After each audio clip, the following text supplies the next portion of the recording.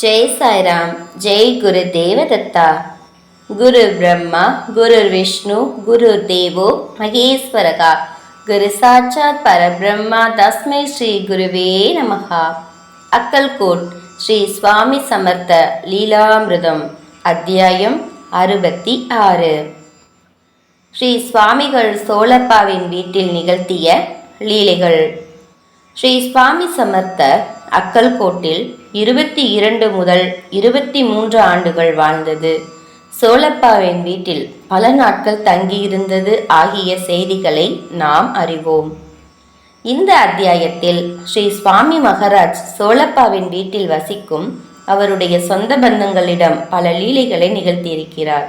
அவற்றில் சிலவற்றை நாம் விரிவாக காணலாம். 1.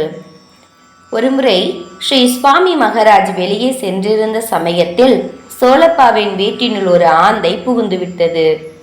சகுனமாக எண்ணிக்கொண்டு சோழப்பா தன் குடும்பத்துடன் காஸ்பாகுக்கு சென்று விட்டார்.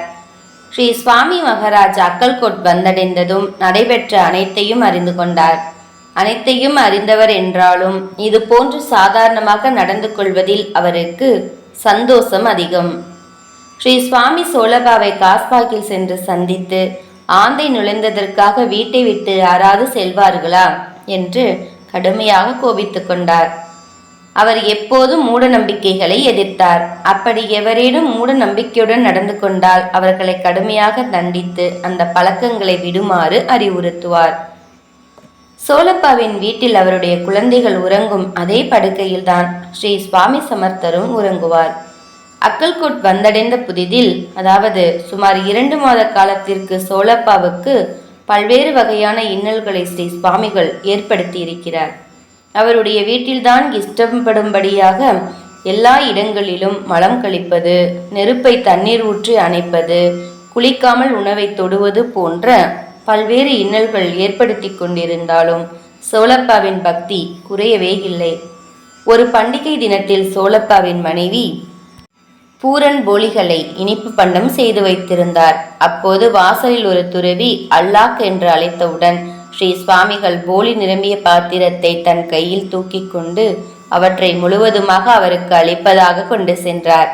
இதை கண்ட சோழப்பாவின் மனைவி அவர் பின் ஓடி சென்று அந்த பாத்திரத்தை அவரிடம் இருந்து வாங்கிவிட்டு அந்த துறவிக்கு ஒரு போலியை அளித்துவிட்டு மற்ற போலிகளை பத்திரப்படுத்தினாள்.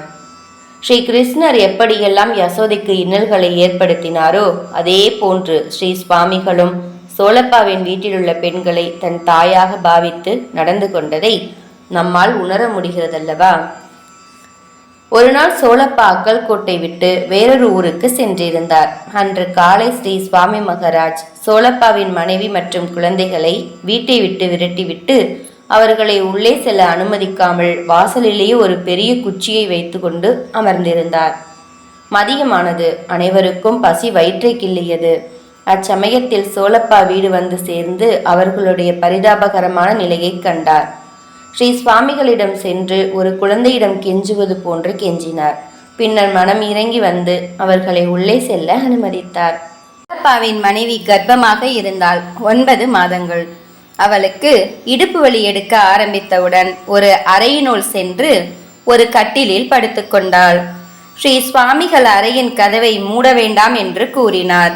அவர் உள்ளே சென்று அந்த அறையின் மூலையில் அடுக்கி வைக்கப்பட்டிருந்த மண்பானைகளை அந்த அறை முழுவதும் பரப்பி வைத்து கொண்டிருந்தார். எப்போது வேண்டுமானாலும் பிரசவம் நடக்கலாம் என்று அனைவரும் ஆர்வமாக காத்திருந்தனர். ஸ்ரீ சுவாமி மகராஜை தடுக்கவோ ஏதாவது கேட்கவோ அங்கிருந்த எந்த பெண்ணுக்கும் துணிவு இல்லை.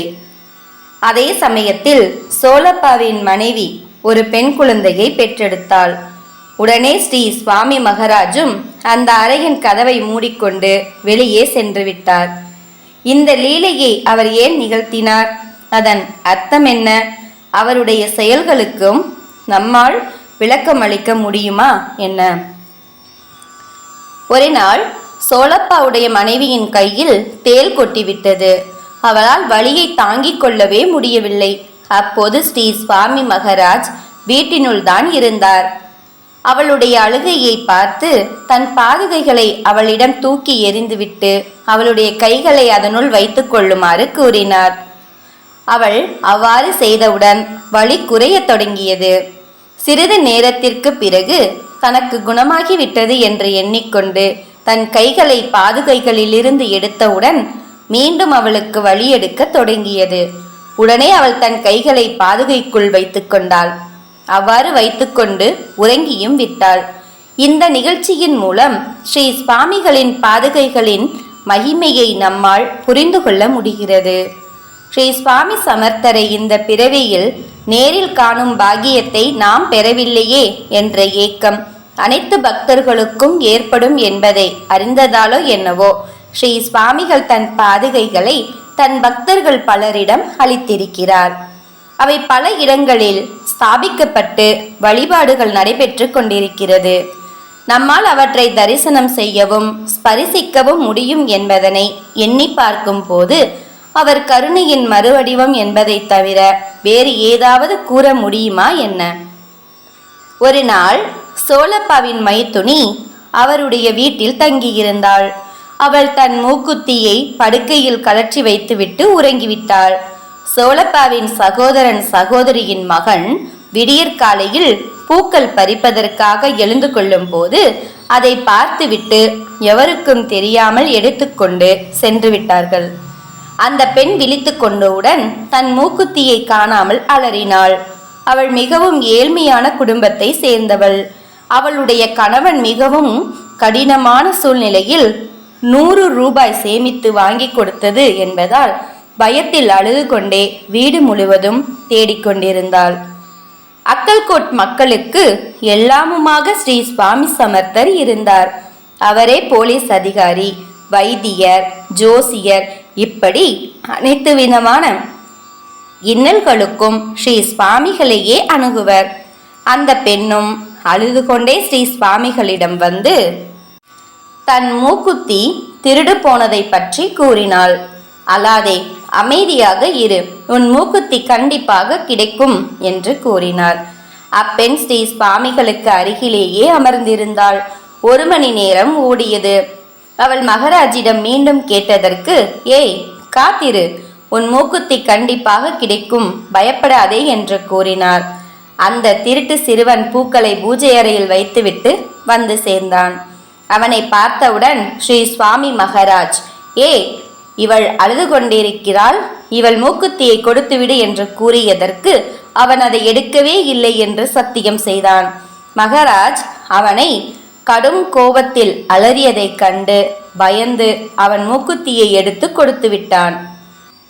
இது போன்ற பல்வேறு லீலைகளை ஸ்ரீ சுவாமி சமர்த்தர் சோலப்பாவின் வீட்டில் நிகழ்த்தி தான் ஒரு சாதாரண மனிதன் அல்ல என்பதை அவர்களுக்கு நிரூபித்திருக்கிறார். ஸ்ரீ சுவாமிகள் இவை மட்டும் அல்லாமல் பல நிகழ்ச்சிகளை அவருடைய வீட்டில் நிகழ்த்தி இருந்தாலும் நமக்கு கிடைத்த தகவல்களை மட்டுமே இங்கு பதிவிட முடிந்தது வருத்தத்துக்குரிய விஷயம்தான். தான் ஒரு அவதாரம் என்பது மட்டுமல்லாமல் தன்னை சரணடைந்த பக்தர்களுக்காக அவர் எது வேண்டுமானாலும் செய்வார் என்பதை நிரூபிக்கவே இது போன்ற பல லீலைகளை அவர் நிகழ்த்தியிருக்கிறார் என்று தோன்ற வைக்கிறது. ஜெய ஜெய ஸ்ரீ சுவாமி சமர்த். ஜெய் சாய்ராம். ஜெய் குரு தேவதத்தா. அனந்த கோடி பிரம்மாண்ட நாயக ராஜாதிராஜ யோகிராஜ பரபிரம்ம ஸ்ரீ சுவாமி சமர்த்த மகராஜ் கி ஜெய்.